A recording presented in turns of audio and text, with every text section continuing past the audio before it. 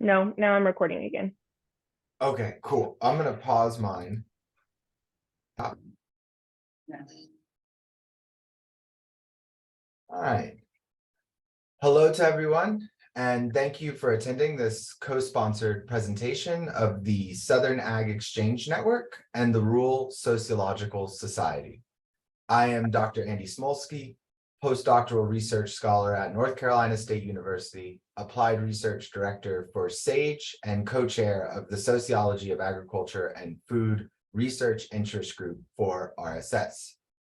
The goal of this panel is to present a sociologically inclined study of farm stress, hence the title, Sociology and the Study of Farm Stress. Farming is shaped by social forces that constitute categories like class, race, and gender, and determine values, actions, and resources. Farm stress is then a phenomenon with particular roots external to any individual farmer. Beginning in the 1990s, literature in the journal Rural Sociology by Linda Lobeo, Michael Schulman, and Susan Ortega, amongst others, demonstrated how the farm crisis and economic restructuring in the agriculture sector conditioned farmers' mental health. Contemporary literature builds on these insights. For example, by discussing the role of gendered norms in how farmers navigate farm stress. Today, we have the privilege of learning further about the social forces conditioning farm stress from a wonderful group of panelists. First, we will hear from Dr. Florence Becot at the National Farm Medicine Center, who will discuss the economic challenges faced by the farm household and how these challenges have consequences for both the farm household and the farm business. Next, we will hear from Akanksha Rathi and Dr. Ken Robinson at Clemson University, who will provide preliminary findings from a study with 20 South Carolina Black and Latinx farmers. During the presentations, please use the Q&A function in the bottom bar of your Zoom. We will catalog all questions to ask the panelists during the question and answer time at the conclusion of both presentations. You can ask questions throughout each of the presentations, and please do so. Thanks again to everyone for joining. I now turn the presentation over to Dr. Becot.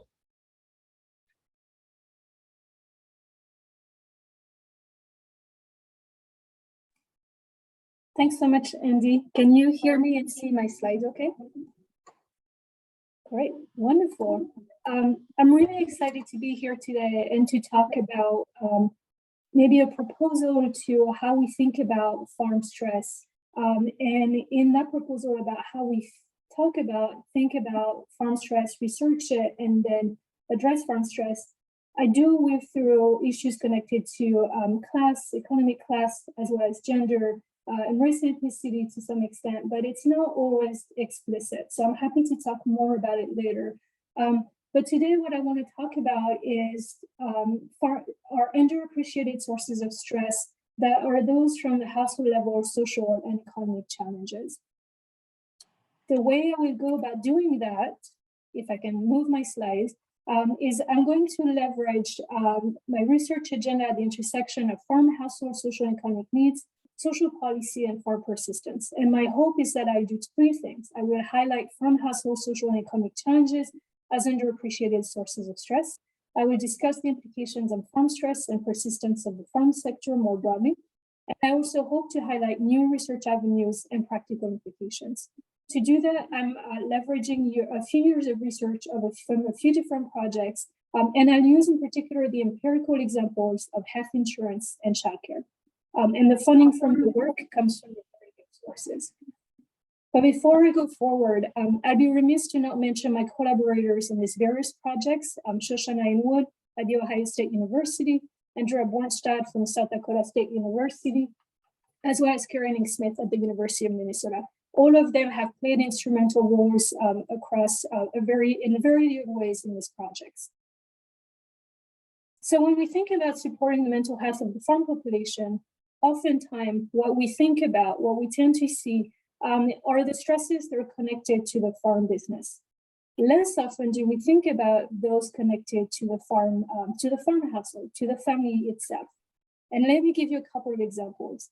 When we look at the type of stressors that receive the most attention, here we look at a chart that's from a lit review of 167 articles on farm stress. And here is the outline of the key risk factors that were inventories by Degas, Yaz, and their colleagues.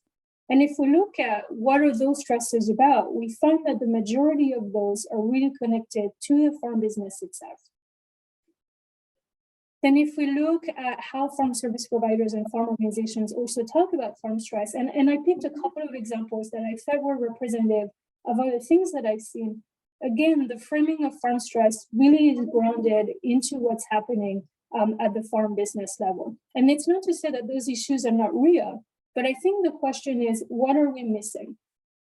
For me, based on where I come from into my work, what I see as missing are the social and economic challenges of the household. The household is talked about in the farm stress literature, but it tends to be more connected to family-related concerns as they pertain to the farm business around legacy, generational differences, as well as relationship tensions as people do their work on the farm. But then when folks do ask a broader set of questions of what people are being impacted by, health insurance and healthcare cost and access do come out as major stressors. And here's an example from colleagues at OSU who found that after weather and farmland costs, healthcare costs were came out as a key challenge. Yet we don't often talk about it that much. Another thing too that we tend to think about when we talk about farm stress, we might talk about in terms of interventions, looking at how do we address farm stress at the individual level, as well as when we have conversations about the root causes of farm stress and how we address them, they tend to be through the lens of agricultural policies. But what about social policies? What role might they have to play in bolstering the farm sector? And so here in this article from 2020, Shoshana and I lay out conceptual arguments that social policy could play a very important role, but it's also another studied area. There is also nuggets of empirical evidence connected to farmer stress and well-being, as well as the connection to social policy and really emphasizing household level challenges. The book to the right is a study out of France, Quebec, and Switzerland. They were looking at farmers' well-being in agriculture and the role of ag policy. But interesting, what they also looked at are some of the key social policies for these countries. And they found that indeed the countries that had the strongest social safety nets, they did find some evidence that those were places where farmers seem to be doing better. There's also a study out of Switzerland or Romania that looked at burnout. And similarly, they found that in Switzerland, which is a country that has a stronger social safety net than Romania, farmers seem to be better off. And so for me, key to advancing how we understand and address mental health in agriculture, there is how do farm household social and economic challenges shape mental health? To me, it's a key question, as well as what is the role of social policy in mediating these challenges and shaping mental health outcomes? And ultimately, those are about addressing economic challenges, but perhaps not from the usual angle of the farm business. And so before I go into my two empirical cases to provide some hints of evidence of why I think that's important, I want to take a quick step back and then talk very quickly about why I care about the social and economic needs of farm households in the study of farm stress. And this is where my some of the theoretical grounding for this work comes in. It comes from the farm persistence literature, which is a very important body of work for rural sociologists, as well as rural social scientists more broadly. And really what the farm persistence literature does is it looks in the face of unrelenting changes in the inherent instability of the ag sector due to biophysical, social, political, and economic forces. It seeks to understand why, how, and which farm families stay on the land amidst these ongoing changes. This is a body of work that was very active, I would say, in the 1980s and 1990s. More recently, there's been a similar line of questioning in the farm resilience literature, which I think is a bit more of an interdisciplinary body of work. So what does this body of work tells us? It says that key to the conceptualization of farm families is the deep interconnections and interreliance between individual, family, and the operation. And what we have going on is the constant exchange of resources between the household and the farm business. talks about the importance as well to think about the variations along the life course and the farm business development. And then it talks about the connections to quality of life, job quality, farm development, transition, and economic viability. In other words, what's going on in a farm household, farm business system is you have constant exchanges of time and money between these two units. And historically, what this body of literature has pointing to is the importance of the farm household propping up the farm business through the use of adaptation strategies, such as having an off-farm job, for example. So at the same time, this farm business unit is embedded in a complex agri-family systems with various levels of factors at the macro, meso, and macro levels that really shape people's choices, right? And it's kind of a constant back and forth of what people can do versus the choices that are made for them through, the communities that they live in, as well as national structures. But really, here's an interesting bit that we've been looking at with Shoshana for the last few years, is that even conceptually, in this body of work, we do find, and it's something that Linda Lobeo and Mayer also talked about back in the early 2000s, is there's still kind of that black box around the household level issues and the intersection with the farm business and farm stress. In other words, there is a lot of understanding of the ways in which the farm household props up to the farm business, but there's less of an understanding of what happens when it's the farm household experiencing challenges and what that means for the farm business as well as its farm persistence. So now let's jump into the two empirical cases that I want to talk about today. And I'll be very brief in both, but I kind of want to set the stage of that argument. And I also want to say that in these projects, both of these projects, we did not set out to study farm stress, but the issue of farm stress kind of crept into the data. And that's what I'm going to try to show.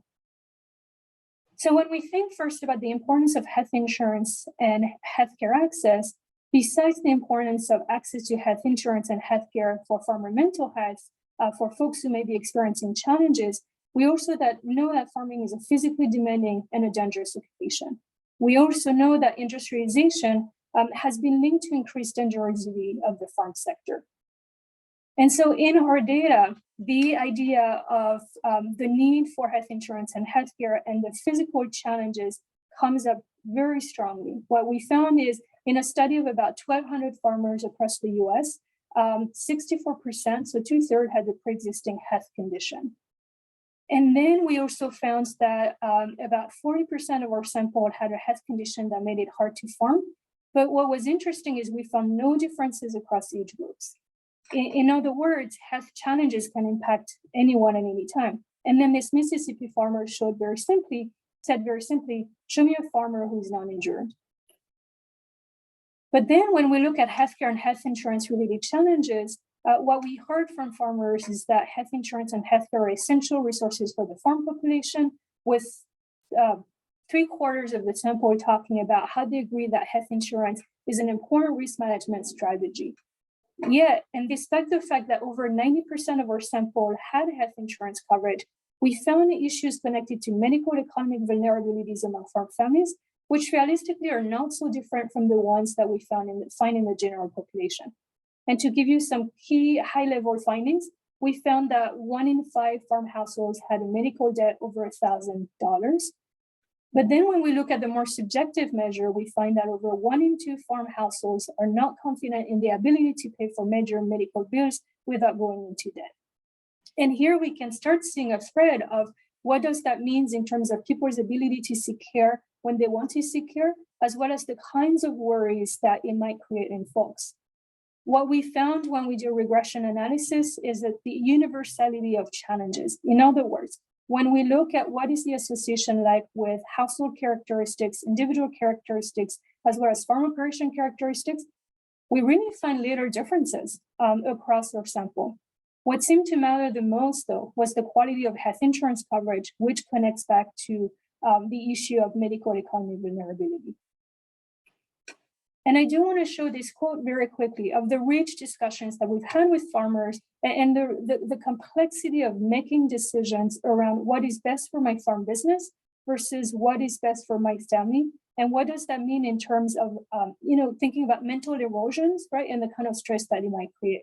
So this is a farmer that I talked to in Wisconsin, who said, and the quote really summarizes a lot of what we heard from folks is, the stable choice for my children to have health insurance is an irrational choice for my business. In other words, some of the health insurance decisions related or are detrimental to the health of the farm business, both the short-term and long-term health of the business.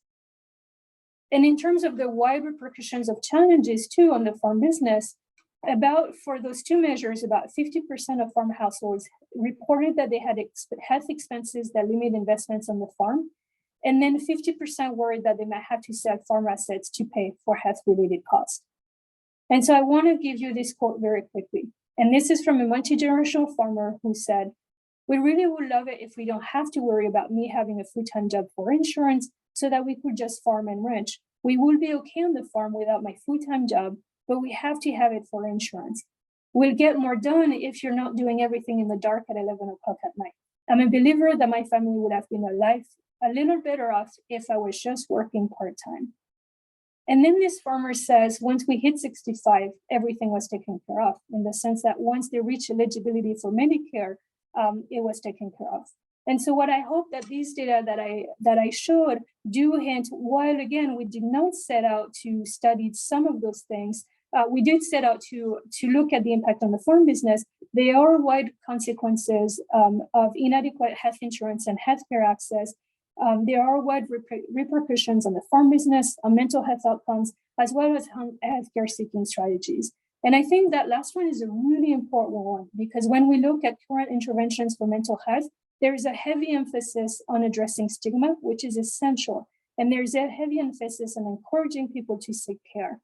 At the same time, what happens if folks do not have the money or do not have the right kind of health insurance coverage to seek that care? All right, let's shift gear and let's talk about childcare. So childcare is another big project that I've been working on. And over the years, some of what we've heard is, what do you mean childcare is a problem for farmers? And those are conversations that Shoshana and I were having before COVID-19 and then since COVID-19. And so talking with farm service providers and farm organizations, we've heard versions of the following. It's no issue for farmers, or farmers don't bring it up, or I don't know what to do about it, or there's no funding to work on the issues. And indeed, that idea that folks are not thinking about it carries forward when we look at the coverage of children and childcare and farm programming. We find that when we look for mentions of children and family aspects in farm programming, that was in 3 states, we find that in half of the cases, there were no mentions. And when we look at childcare aspects, we find that also there is no mention. And so here that points to another thing too that it points to is the lived realities of raising children in dangerous environments, and childcare arrangements have also received limited coverage. And I just realized that one of my slides disappeared, and that first slide actually explained the role of childcare when it pertains to farm safety, given the high risk exposure to children on the farm worksite, as well as the role of childcare in farm business programming. And essentially it points to the importance of having access to childcare, may be paid or unpaid. So that's where things are at.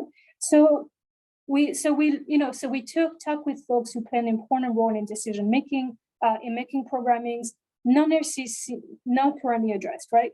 But then when we talk to farmers, the evidence is a little different. There is evidence going back to the 1980s that it's been a problem, and I'm missing my citations. And then in studies that Shoshana and I have done in 2014, 2020, 2022s, consistently we find that 2/3 of farmers reported childcare with affordability, availability, and quality of childcare. We've also found some variations based on first generation versus multi-generation farmers.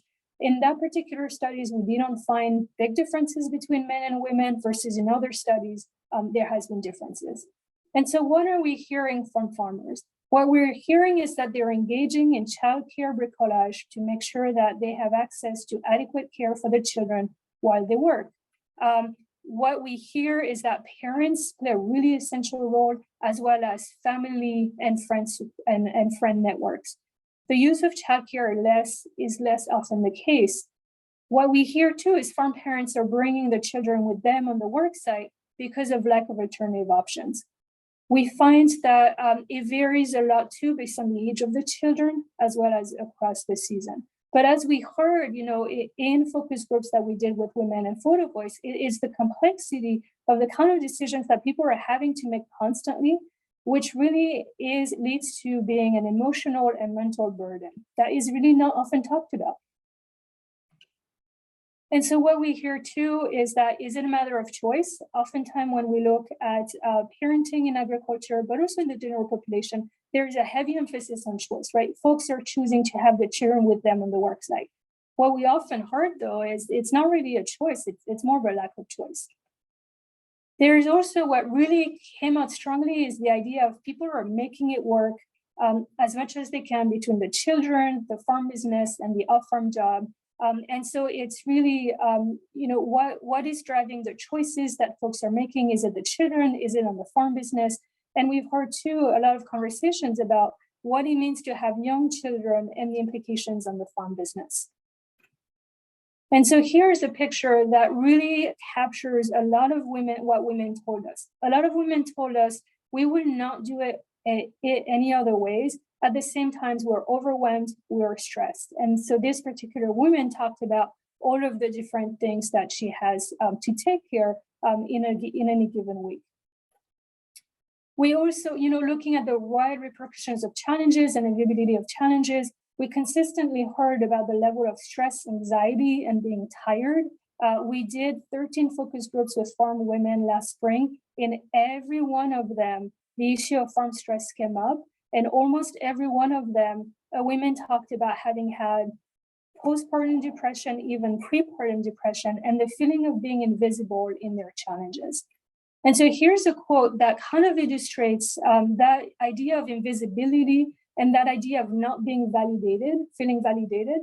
So this is, I don't remember if it was in an email or in the recruitment form, but this woman essentially said, when I first found out about the survey and research you're doing, I thought to myself, about downtime. In our part of rural Ohio, childcare is very hard to find, and sometimes we have struggled with over the last year having 2 sons. And here she talks about how she could do more, but essentially, it makes it difficult.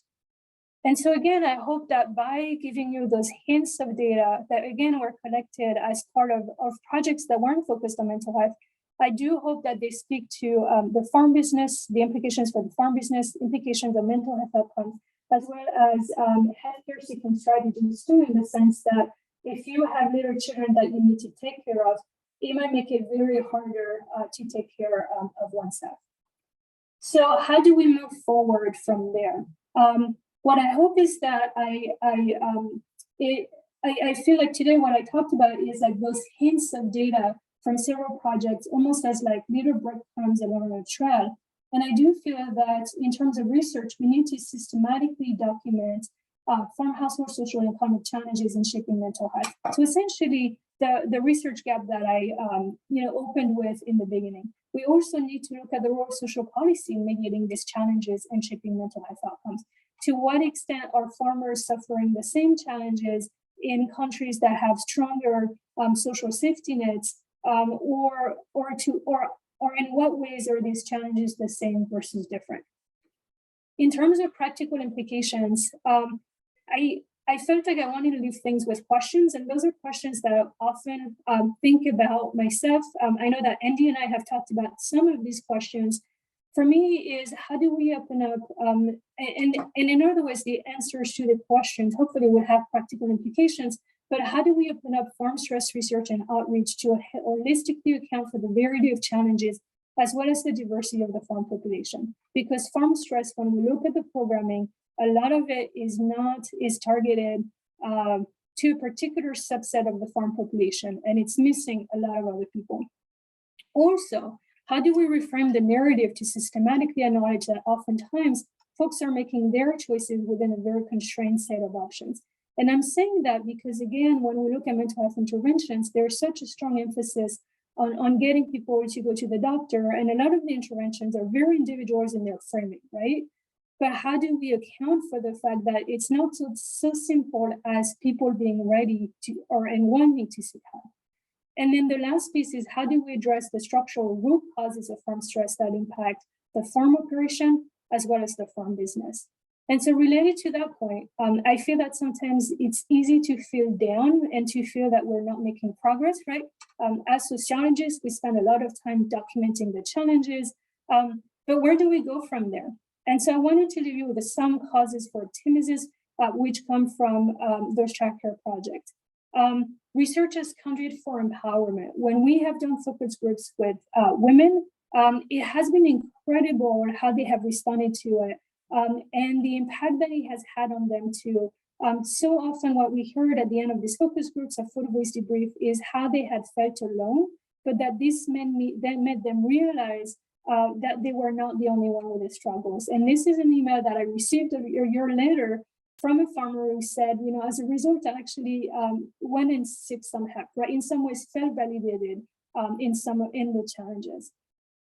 And also, how do we leverage our research for research-informed recommendations? And I'm very lucky to work with two people who last year were invited, Carrie and Shoshana were invited to testify for the Senate Ad Committee hearing on rural care economy. Shoshana talked about childcare, Carrie talked about elder care and caregiving. And then the last piece is there is a bit of movement in terms of childcare.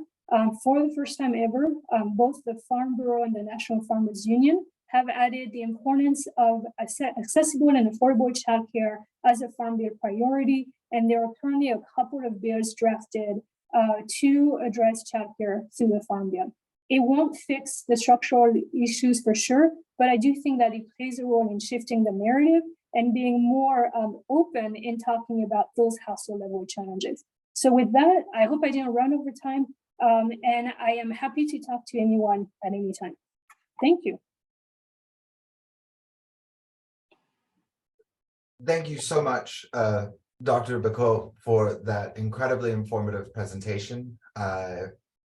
Attendees, if you have questions, please put them into the Q&A, and I will get those documented so that we can ask after the conclusion of the next presentation and continue this conversation. I know I have written down a few questions that I have.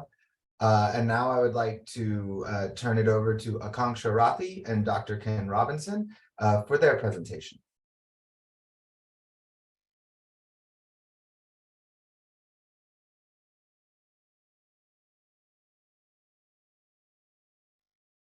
The mute, always that mute.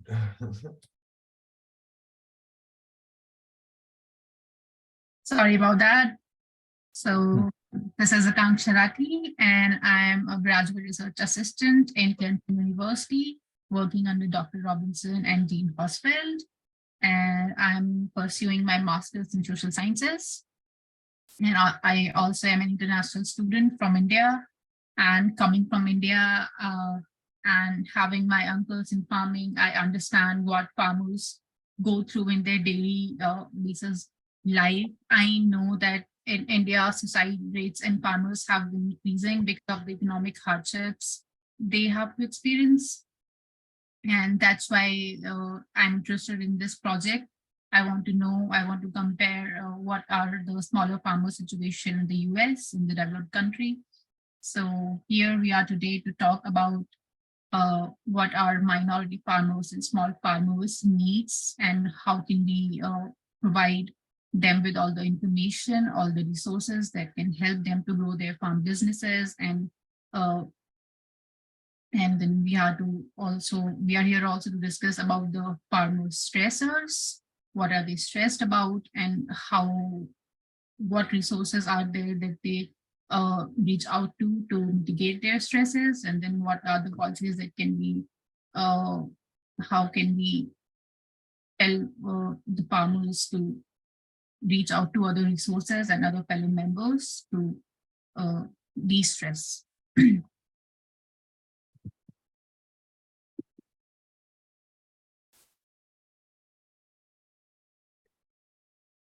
So let's understand the context first.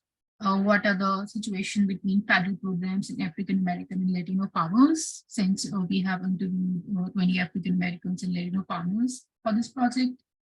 So there are federal agricultural programs that tend to primarily aid few large farmers and not so much as small farmers. And the reach even is smaller for minority farmers like African American and Latino farmers. As per the research, there are credit policies that have led to the rapid decline in the number of Black farm size, but just a very slow rise in the number of Black farmers. As for the Black producers, there are still significant barriers to participation in the use of USDA programs. There are very many programs that are provided by the USDA programs, but still there are significant barriers there. Even with the new outreach initiatives from USDA and the growing number of farmers of color in the US. Other research suggests that farmers suffer more from financial stressors than other employments, structural changes over the time being the reason for it. And past discrimination resulted in participant African American farmers not trusting governmental organizations, and some report continuing discrimination. Let's discuss about farming and mental health.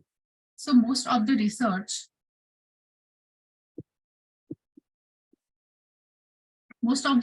suggests that mental health in farming with other occupations suggests farmers have worse mental health issues than the general populations.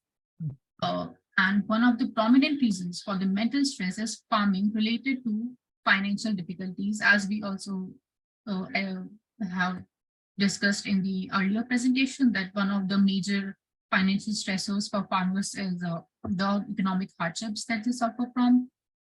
And among four of these mental stressors, the most cited ones are the pesticide exposure, financial difficulties, climate variabilities, and poor physical health from past. So we interviewed 17 African American farmers and 4 Latino farmers from March 22 to March 2023 in the South Carolina state, including 4 regions: Upstate, Midlands, PD, and Low Country. We did face-to-face interviews with a survey of questionnaire, including questions like demographics, which included questions like age, gender, and the farm characteristics like farm sales, farm debt, what kind of crops they sow in their farmland. And then there were stress-related questions like if they suffered from any fatigue, or they were able to focus on their work or not, or was there any impact on decision making because of the financial stressors. And then we had some interview questions related to farmers' needs and stressors. These are some counties that we have interviewed the farmers from, including Cherokee, Greenville, Pickens, Lawrence, Newberry, Richland, Darlington, Clarendon, Allendale, Hampton, and Beaufort. These are some of the descriptives from our study.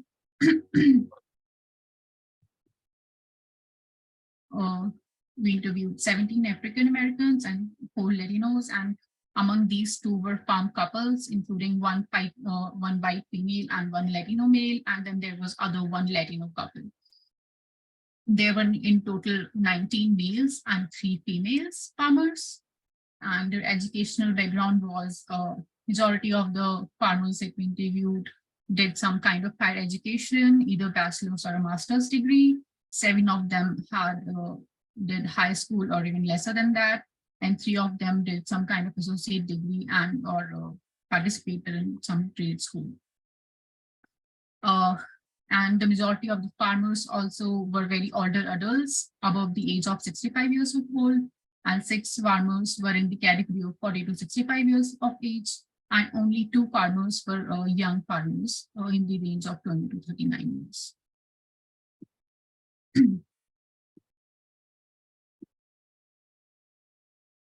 So we also included a question of the farm debt that they had in the last year that they farmed, or if 2019 was the last year they farmed.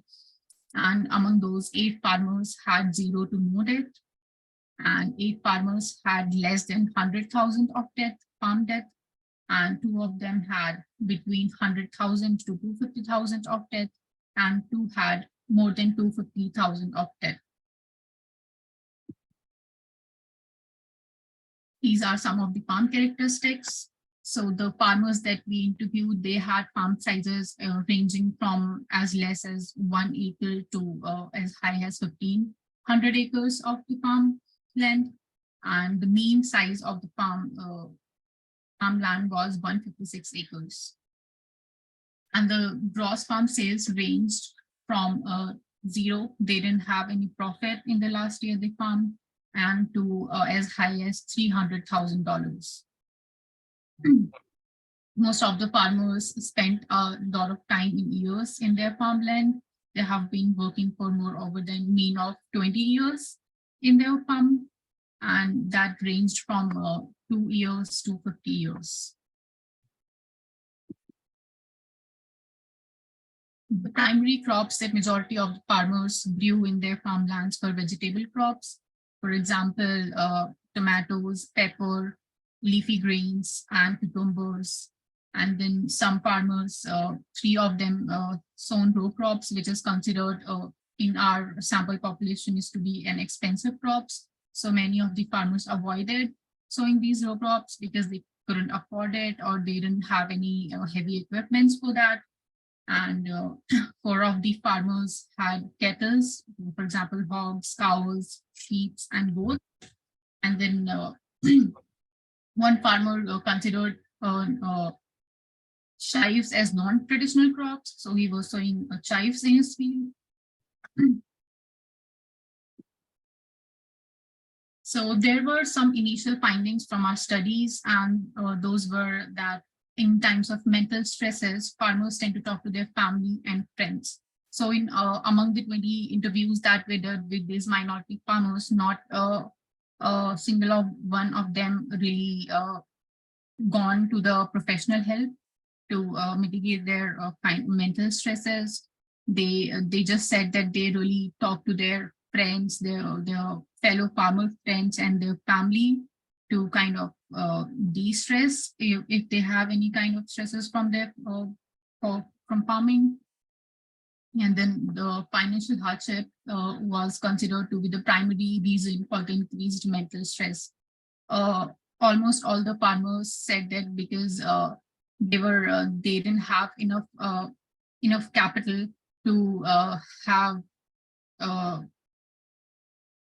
equipment that the required equipment that they need to grow their farm businesses, and because of their age they can't really work by themselves. So the effect was not just on their mental health, but the effect was also on their physical health. Consistent with the previous literature, this study too found that minority farmers like Black, African American, and Latino farmers avoid taking federal support or loan as a result of continuing the discrimination from the past. They suffer discrimination not on the central level, but rather on the county level. And because they were not provided enough information on the programs that are provided by the USDA and on the grants, and they couldn't understand the information. So they just avoid going to that, going to take any loan or debt from the government. And as I just mentioned, discrimination is mainly on the county level. Most of the farmers said that the discrimination or lack of information, they feel that they are not provided enough information in the county offices. Farmers who were associated with any cooperative extensions found these agencies have helpful in mitigating their financial stresses. About 3 to 4 farmers said that they were pretty much involved with cooperative extensions and the workshops that they held, and it was really helpful for them to seek help in regards of the resources, like what kind of grants have been there, or if there are any, or if they need any particular information for that program, or if they are eligible for some particular program or not. All these kind of information and cooperative extensions also helped them in a way to by giving them resources like equipments and labor and etc. And for other farmers like Latino farmers, language was a barrier. They don't really necessarily understand the technical terms of all these programs and grants. So there is a need for to provide the information to them in their language, or maybe explain them the technical terms in detail. Other finding was networking. Networking was also very important for for farmers, for these farmers, in a way that their awareness was improved regarding the farm markets as well as the federal programs. So the initial themes that we found in these interviews were financial hardships, impacts of these financial hardships, and what were the support for them to mitigate these financial problems, barriers to farm growth, and then what the farmers recommended, or what they need and how they can mitigate their stresses. First theme is financial hardships, the primary reason for mental and physical stress. The majority of the farmers said that the incapability to buy new equipment is kind of a limitation, and that's why they can't really grow their farm businesses, and they can't hire enough labor because it's so expensive, and being older in age, they can't really work in the fields. They can't really work in a way that they can grow their businesses. To quote a few of the farmers, trying to buy more equipment to give us a little relief. And if we had more tools to use, maybe we could grow more. But right now it's 2 people farming and they're older. It's more of a burden. The other quote was that death, you're going to lose sleep at night. Death is the biggest problem facing farmers. Since most of the farmers interviewed are older adults, managing the farm by themselves is physically distressing. It's not just mentally distressing, but physically also they are suffering.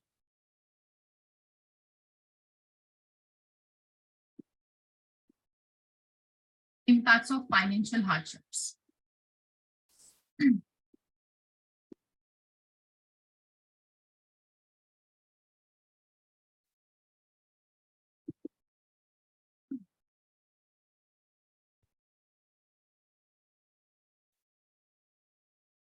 Excuse me for a minute.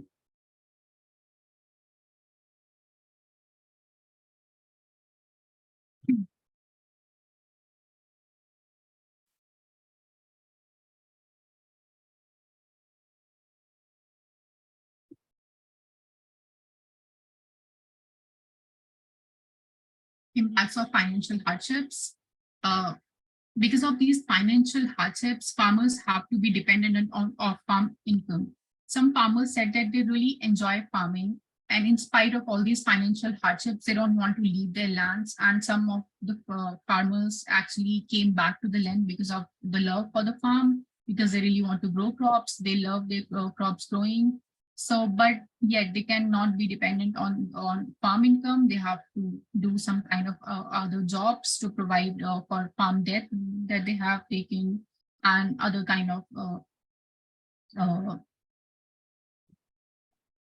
and the other impacts of financial hardships on farmers were that they can't really focus on the work they are doing, and the anxiety of how will they manage the farms because they don't have the funds to do it sometimes, and because they didn't really have any profit, and they have a lot of debt. They can't focus because of that stress, and it also affects their decision making, as setting priorities becomes difficult. Because of the lack of funds, they have to set their priorities, and sometimes it's difficult for them to make their decision to set the priorities, that if they need the equipment first, or if they need to hire the labor first, or sometimes they even have to decide on what crops to sow in their lands because of these financial lack of finances. Impacts on crop selection. Avoiding expensive crops, for example, crops, as I also mentioned earlier, that because they don't have enough funds sometimes, and they don't have enough gross farm sales, they don't prefer sowing expensive crops. They just go for small crops like vegetables, as majority of the farmers in our sample also said.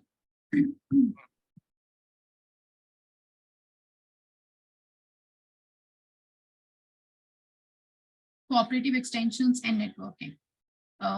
So the farmers who were involved with these extensions said that they are a great tool for them to get access to federal grants and programs, resources to grow farm businesses, and holding workshops to create a network among fellow farmers.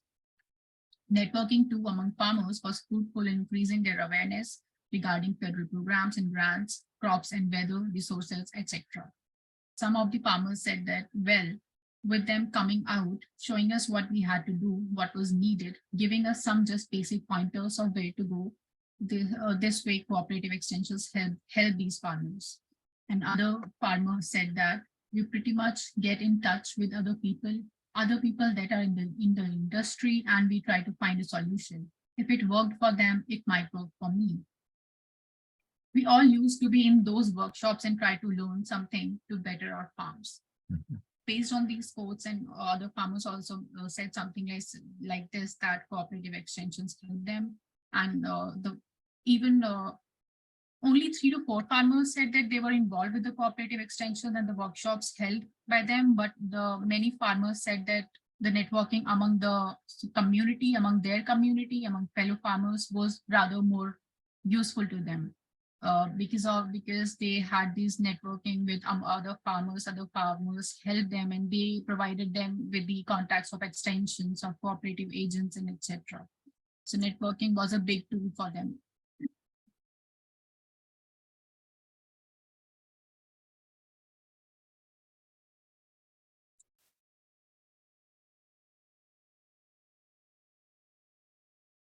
Barriers to growth in farm businesses.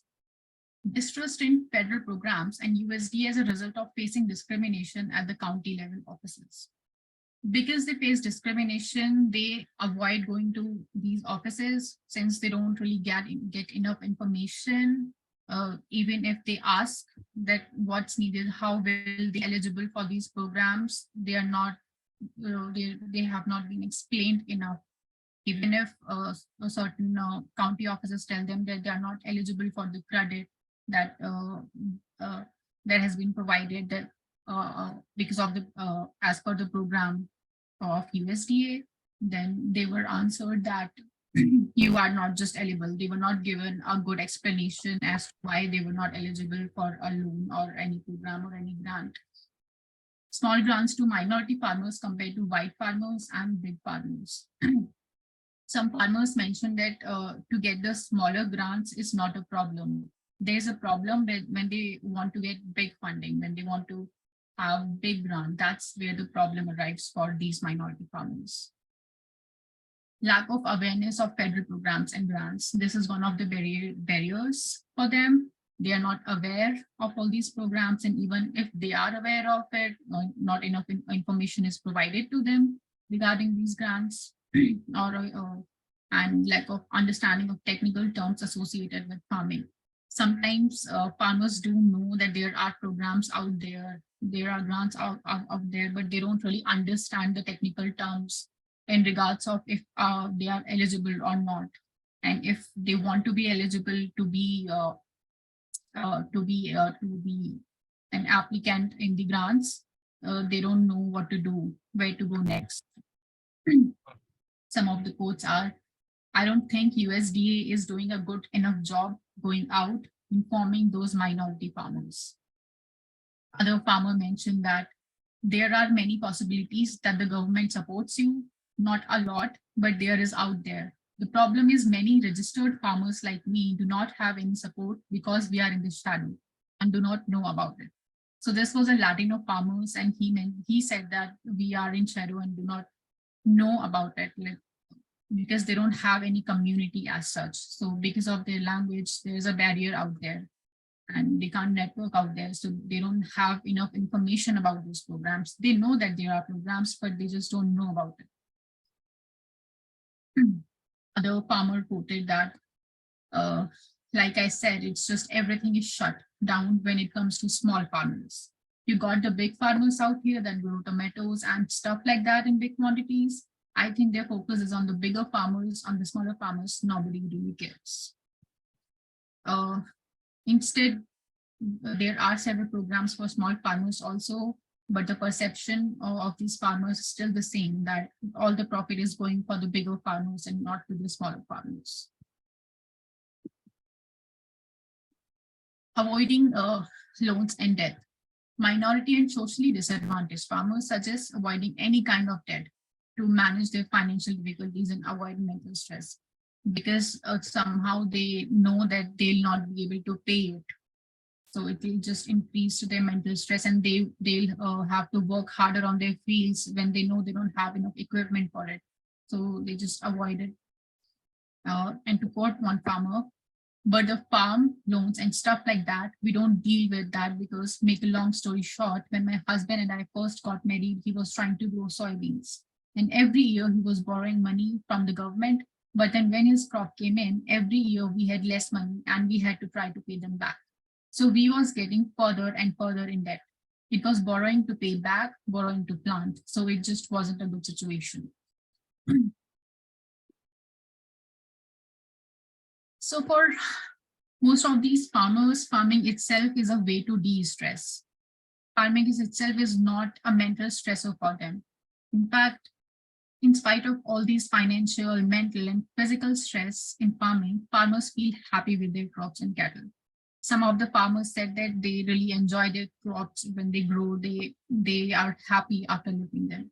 And to quote some of them, just putting them out there, seeing them, I take pictures of them all the time because they are all spread out. I like seeing them filling up their bellies, and that's my stress reliever. That's my thing. I'll tell you what, I can have the worst day in my life and I see my animals and I put them out to pasture, and just seeing them eating, my stress goes away. So the summary of our project was that economic hardships of small and minority farmers limit their access to required equipment and labor, which as a result limits their growth as a farmer. Building a network among small and minority farmers can help them with awareness and information about the resources provided by the government.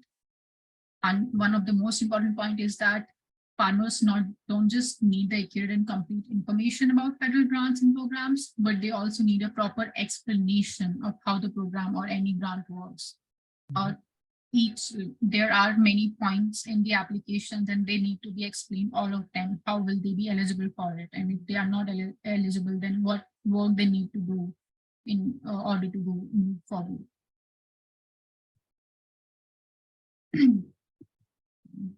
That's it. Thank you for listening to me. And if there are any questions, please let us know. Thank you very much, Akanksha, for that great presentation of y'all's preliminary findings. At this time, for people that are here, if you would like, please place your questions into the chat. And I will, while we wait for those questions to come in, and we don't have too much time, around 5 minutes left, I would like to kick us off first with a question for Florence. I was wondering if you could discuss how rurality shapes childcare access for farmers. That's a really good question. And in the survey that we have out in the field at the moment, we asked specifically about people's, where they live, geographical area in terms of urban, suburban, rural. But certainly, when I think it's like 2/3 of rural communities in the US are categorized as childcare desert, it's a huge issue. And so we did hear a difference for folks who were more closer to a suburban area, and folks with a farm job too might talk about how they might drop off the children on the way to work. The other thing too that we heard is folks talked about needing to drive 40 to 50 minutes to go to childcare. And so it's not only financially, but in terms of time, it doesn't make sense to spend that much time, or they only do it like a little bit of time. They only do it like when they really need to do it. So it does play a role given how lacking we are in social and physical infrastructures in rural areas.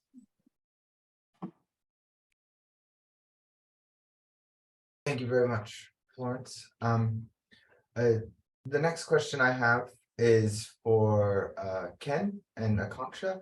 I'm wondering if y'all could elaborate more on the ways that farmers are interacting with other farmers, if this is specifically around farm stress, or if this involves other activities that allow them to support one another.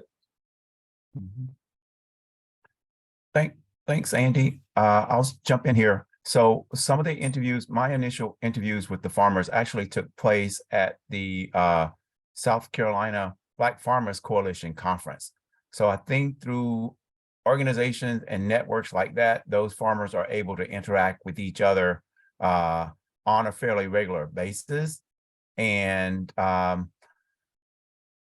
otherwise, I think it's primarily through what they, may read or just common information about at the farmers market and those kinds of things through their interactions with other farmers.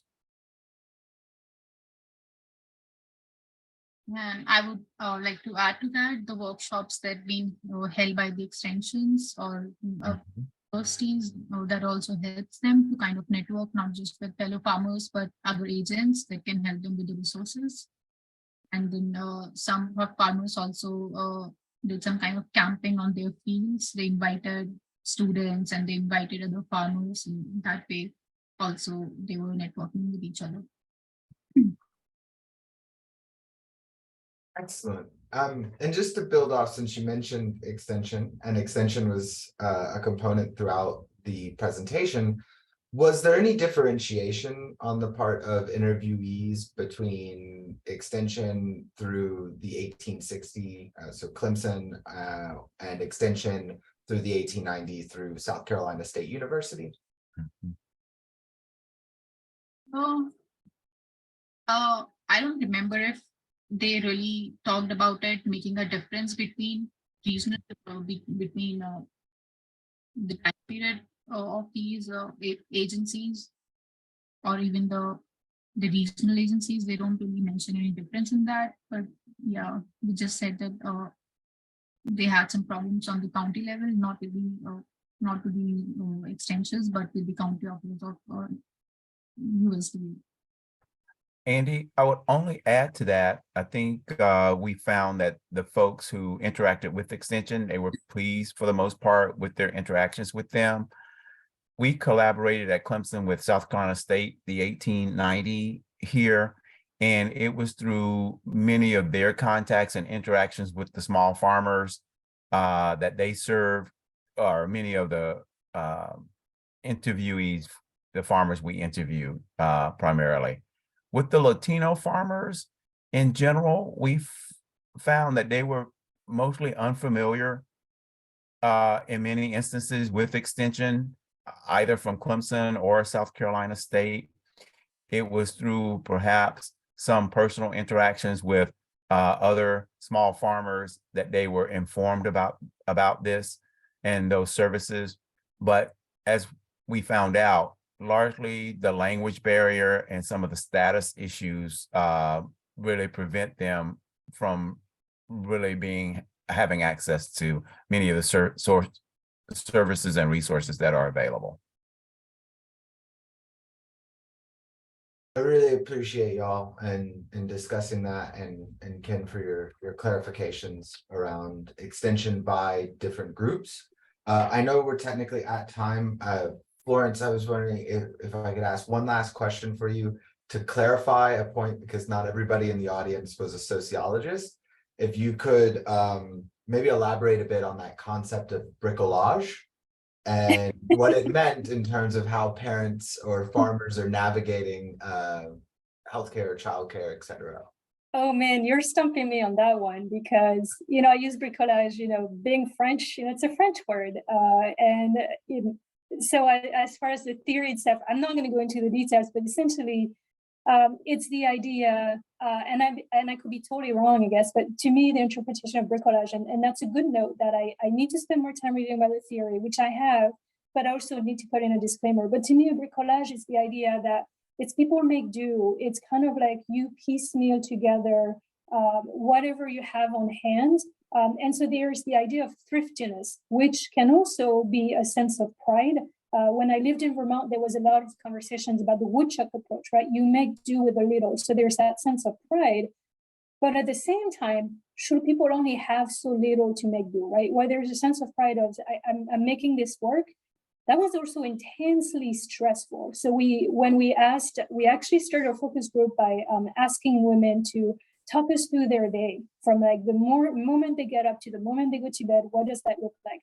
I was exhausted hearing about the intensity of what a day looks like. And also, it's them as well as the rest of the family, right? I don't want to take away the fact that, there are other people in the pictures. But so essentially, yeah, bricolage is you make do with what you have. But from a philosophical perspective or even a sociological perspective, my question is, should people be put into these situations? Because it's extremely stressful. And there's also like the constant worries of the kids are going to get hurt and I can't get my work done. And I love my kids, but man, like they're in my way. Not everybody said that. A lot of people said that though.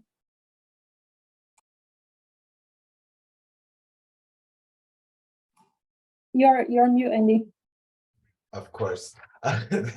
Thank you for clarifying that point, because I think that it's important to be able to really highlight how complex it is and how many things farmers are being asked to balance as they strategize navigating the farmer's household, the farmer's business, and then the social terrain that's external even to like the agriculture sector itself, right? So yeah. It's just a really great point. Yeah. And health insurance and healthcare, to some extent, there's also that idea of bricolage.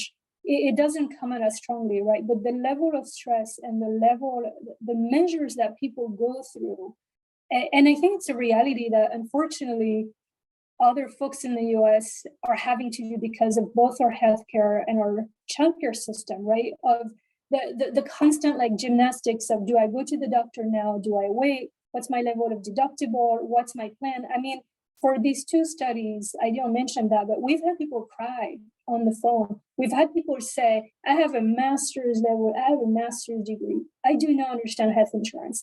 And so there's that sense too of like shame in some ways. And is it part of why we don't talk about? Because those are realities we all have to deal with, right?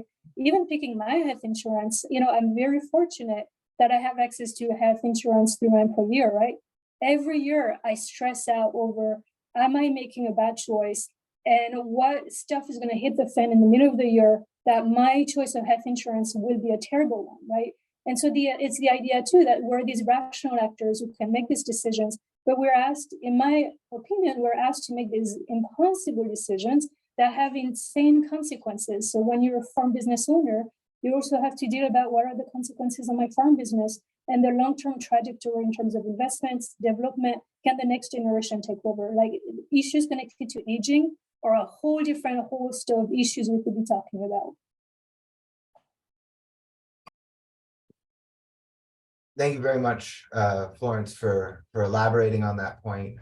Ken, Akanksha, before we close out, I was wondering, did you have any other comments you would like to make around y'all's preliminary findings, specifically, around how these farmers are navigating farm stress?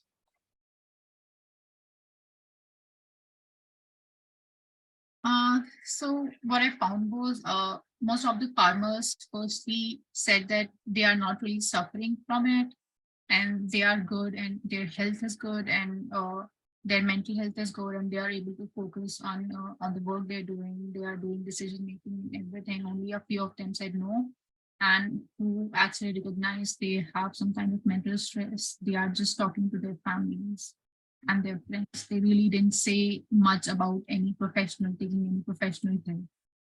And regarding the cooperative extensions and workshops and networking, all they said that it was helping them and they sought their help in regards of their financial hardships and financial funds and not so much as for mental stress. The only thing I would add was that for the most part, most of the farmers indicated that not working off the farm wasn't an option. Mm-hmm. Yes. They all relied on some sort of off-farm income. Such an important note, because that's like getting to the bricolage point again. That's a part of the piecemeal of stitching it all together. Mhm, And oftentimes it's for health insurance coverage that they have that off-farm job too, mhm. besides income. Well, I'll bring us to a close, and I really appreciate y'all giving us, some extra time here. And thanks to the attendees for also, being with us today. I did have a request from one of the attendees. If y'all would like to send me a sample of your research, I would be more than happy to formulate an email to send out to everyone that registered with a sample of y'all's work so that they can continue to follow along. We will have another panel between SAGE and the Rural Sociological Society in May, so be on the lookout for that flyer coming. On behalf of the Southern Ag Exchange Network and the Sociology of Agriculture and Food Research Interest Group of the Rural Sociological Society, that is a mouthful, we appreciate your company today and thank very much the panelists for all of the informative presentations that they provided for us today on these crucial topics around farm stress. So everybody have a great weekend, and bye. Thank you.